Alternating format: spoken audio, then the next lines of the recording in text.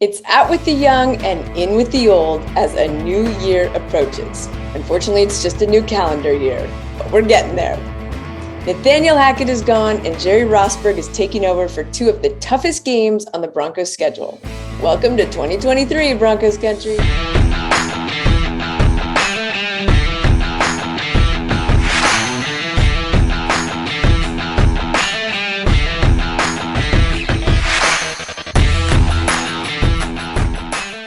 Hey Broncos country, I'm Lori Lattimore-Volkman, and this is The Roundup.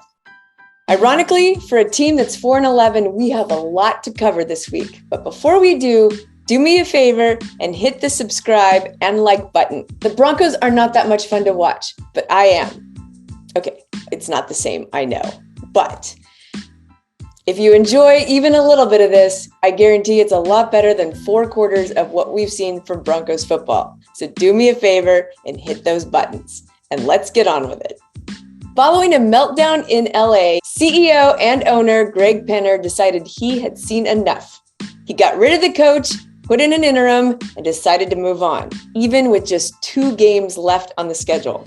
That's how bad it's been. And with a little irony, the guy replacing Hackett is the guy he hired in week 4 to help him with game management. So now Jerry Rosburg has the ultimate job as game manager, head coach. And he has plans to do big things even with 2 weeks. I'm desiring that we win 2 football games these next 2 weeks. I'm desiring to have a great practice here in about an hour and a half or less. I'm desiring to have great meetings after that practice. I'm desiring to have players play the way that will excel, will allow them to excel in their careers. Somehow, someway, Rosburg hopes to beat the Chiefs at Arrowhead with an offense that has been unable to score touchdowns and a defense that gave up 51 points last week. But at least for the defense, that was an anomaly. You know, we were all very disappointed with how we performed, how we coached, how we played, and we are very confident that's not a reflection of who we are. And, you know, obviously when you have a performance like that, we got to go back to the drawing board. We got to see where things went wrong. We got to all see where we can be better. And that's the great thing about this group. You know, it hasn't been perfect this year, but the one thing we can count on is that they're going to respond the right way. So this team actually came close to beating the Chiefs a few weeks ago, as we all recall. And I was there, and it was awesome. And even though we lost, there was hope. Deep drop, Rippin, touchdown! Jerry Jeudy's got the hat trick. And then we went to the Cardinals and we won, and there was still hope. And then we went to LA and, oh boy, we did not win. We barely even scored. We barely put a team on the field that looked like an NFL squad. Tensions are high, Jim, here on these Broncos sideline. Backup quarterback Brett Rippin came over after that sack, went to the offensive line, had words for them and Dalton Risner defending Russell Wilson. Risner right in the middle of it, actually pushed Rippin. And then Cam Sutton just trying to calm everyone down, going up and down the sidelines, but certainly frustration down here on the Broncos sideline. But Rosburg hopes to change that, and he hopes to do it at Arrowhead. Going into your first game as a head coach? I ain't scared. I love this guy. He's crazy, but crazy might be what we need for the last 2 weeks. Because the odds for this weekend are what overreacting journalists like myself like to call insurmountable. Thankfully, our defensive coordinator, Ejiro Evero, the lone coach to do any good this season, is staying where he is and plans to do big things with what he's got left. well, you know, I don't want to get into too much of the details, but, you know, at the end of the day, you know, this is not a situation that any of us really wanted to be in. You know, we just all agreed that the best thing for this team moving forward was for me to continue to work with the defense, fully invested there, and I think that's where I could have the best value for this team. Having already won the AFC West, Patrick Mahomes and company are likely to rely on the legs of Isaiah Pacheco and Jerick McKinnon. And the Broncos' run defense has been its weakest link. The Broncos will be hoping to do their best to take away both the air and rush attack. Yeah, we just got to start fast. I think that's the biggest thing. We settled in the second quarter, and I think the second quarter and the third quarter is more reflective of what we think we can do. Obviously, you know, you can't just exclude that first part of the game as well, you know, so we got to do a better job. We got to start fast. And we all got to understand, too, you know, he's a hell of a player. He's going to make plays, and we just got to continue to battle and continue fighting and continue to stay with the game plan. You have to hand it to Rosburg. In his first press conference and throughout the week, he has sounded like he's been biting his lip all season to make changes he sees as necessary. I'd like to just let you know that I'm humbled by this opportunity that I've been given. And at the same time, I'm very confident that I can do this job for the next 2 weeks. And I think those two traits are really valuable. I've talked to players over the years about the value of humility and the cooperate with confidence. And that really is the power couple for me. Because we don't all know everything. We can't all do everything. So we have to embrace the fact that we can learn and we can pay attention and open our eyes. And at the same time, we're all gifted with traits that not every person has. So we bring a unique ability to the world. And if we can combine the humility that we possess with the confidence that we possess, we can do great things. Which is why, in a hot minute as the interim coach, he fired the special teams coordinator, Dwayne Stukes, and the O-line coach, Butch Barry. He definitely has an eye for where the weak links were. I believe Mike Mallory's done an incredible job in the time I've been working with him. He took this and ran with it. And I was so impressed by how he ran the meeting this morning. I think our special teams is in good hands. Mike is going to run the special teams. And I'm going to be hip deep in that. Much drama ensued after Penner and George Paton held their press conference the day after firing Nathaniel Hackett, where Russ Wilson became target number one. And let's be honest, Russell Wilson has not played well, but he is not to blame for all the woes of this offense or this team. He absolutely has to play better. But let's hope that most of his struggles have come because of the poor and chaotic coaching from Nathaniel Hackett. But it was nice to see Jerry Jeudy and fellow offensive teammates defend him on social media. Yeah, man, because the media be trying to make it seem like sunny. Y'all don't really know what be going on in the locker room and stuff like that. And I'm just tired of reading things about my boy and making it seem like, oh, he's not a good teammate. He don't other unnecessary stuff that's not true. And I just want to get it out the air, like, that he is a good teammate, and he is a hard-working teammate, and I just feel like I just needed to get that out there because there's a lot of false narratives going around here that I'm getting tired of seeing. What has he meant to you personally the last few months? He meant a lot, man. Just being around Russ, he's a guy that just keeps me motivated. Just the way he go about his business, the way he carry himself, the way he do things around here, it just show the true leader and the true pro he is. So having a guy like that, you really see how to really become a pro. We've all been criticized before, but at some point in time, it's really important that those that know you best stand up for you, and sometimes that's a difficult thing to do because you get yourself messy in the process, but he saw his teammate and friend and comrade laid low, and he dug in and stood up with great courage and conviction about the truth, I would say. So yeah, he's my hero today. Now, our jobs as coaches and teammates, if we really want to make a statement, we'll make it on Sunday. We'll play well, and we'll coach well, and we'll give him the opportunities that he deserves to show what a great quarterback he is. That's action.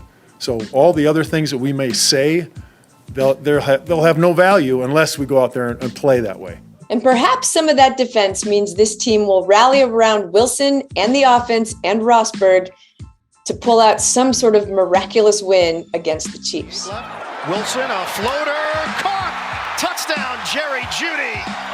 It has been the story for most of the season for Denver. It will be limping into Arrowhead, with both Randy Gregory and Greg Dulcich out, as well as key players like DJ Jones, Jerry Jeudy, and Baron Browning questionable to start. Still, cornerback and lone Pro Bowl starter from the Broncos, Pat Surtain, is aiming to make these last two games good ones, beginning with the Chiefs at Arrowhead. Yeah, obviously we got to limit their explosive plays. I just think that's what the team rally around. Obviously it starts with their quarterback, Pat Mahomes, and, their perimeter guys that creates plays for him.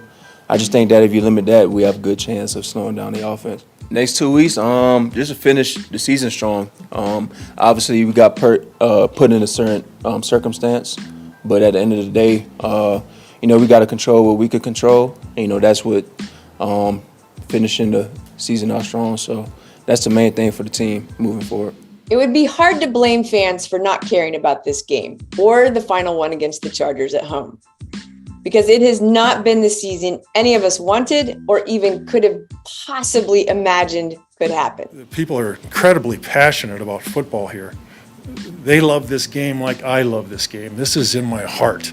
It's in my soul. And the fans here, man, they want to win. And I want to win. There's joy in winning.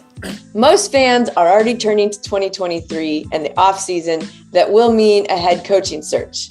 And while we are tired of doing this every offseason for the last many years, Greg Penner promises to make this a big search because he wants somebody who is going to be a strong leader and take the reins. And he is planning on having that coach answer to him, not to George Paton, diminishing the role of the current GM.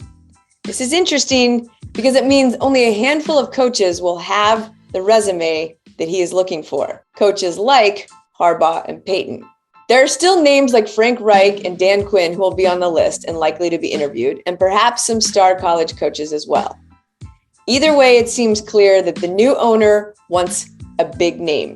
After all, they were as embarrassed last week as the fans. When we purchased this great franchise in August, this was not the season we were expecting, and it has been a season that's disappointing for our fans and what they deserve.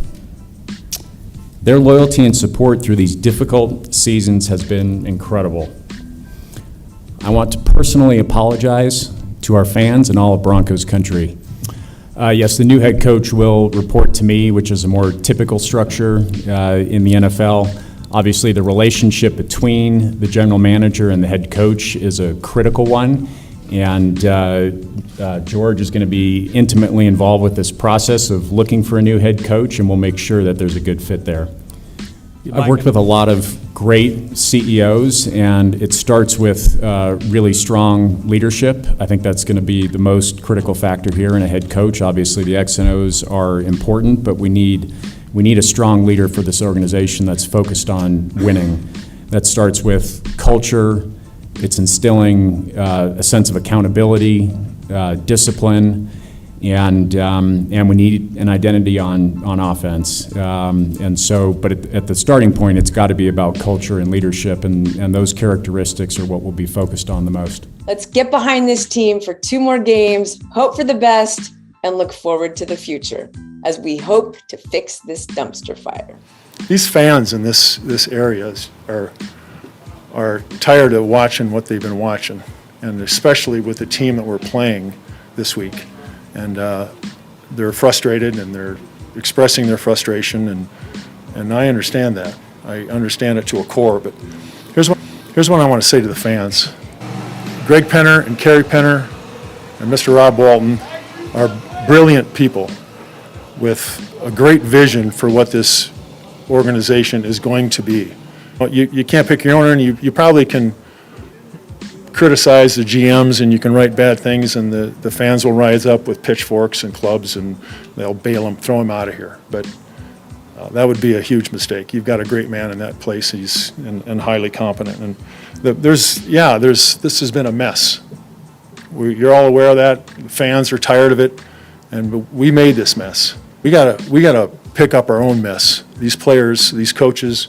We got to pick up after ourselves. We got to humble ourselves and go change this thing. This is going to be a rich garden. So the fans, it's coming.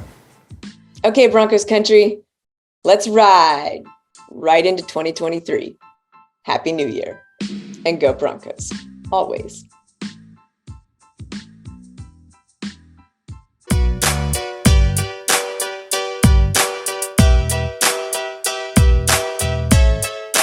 You know, to be able to come up here, go to work every day, to be able to get his body back to the space that he needed to be in so that he can go out and be himself again on the field. You know, it took a lot of, mental determination and, will. And, he put that together and with the help of the trainers and was able to come back stronger and better than ever. Wilson airs it out. He's got Hamler.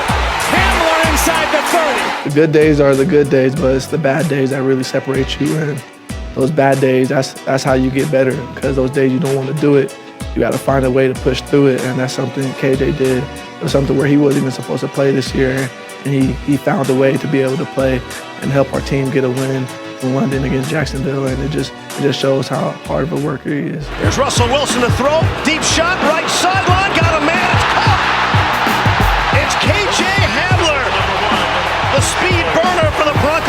remember doing his draft interview with him, and he said, "Coach, I will be the hardest worker on the field. I will be first in line. I will be the grittiest guy you got." And once he got back on the field, he picked up right where he left off. And just to see the smile on his face, being able to get back on the field was just so satisfying as a coach and as a human. To see what he went through and to get back on that field was it gives me goosebumps. Avoids pressure, steps up, throws a home run ball. He's got a player there. Ball caught inside the 10, and that is the first catch for KJ Hamler. Hey man, KJ, congratulations on being the Ed Block Courage Award winner, man. It's a huge honor, bro. Don't take it for granted. It's super inspiring to see you come in and do what you do, and to put those days together to be able to come back out here, man. Congratulations and keep going, bro. Hey KJ, congratulations for winning the Ed Block Courage Award. You deserve it, man. This is only the beginning. I promise you that. KJ, congratulations on winning the Ed Block Courage Award. I am so proud of you. The things that you've gone through, the adversity you faced, and you hit it head on just like I knew you would. You're an example for everyone around you. You're an example for the wide receiver room. And I'm really, really happy for you. I'm proud of you, and I know this is just the beginning, certainly not the end.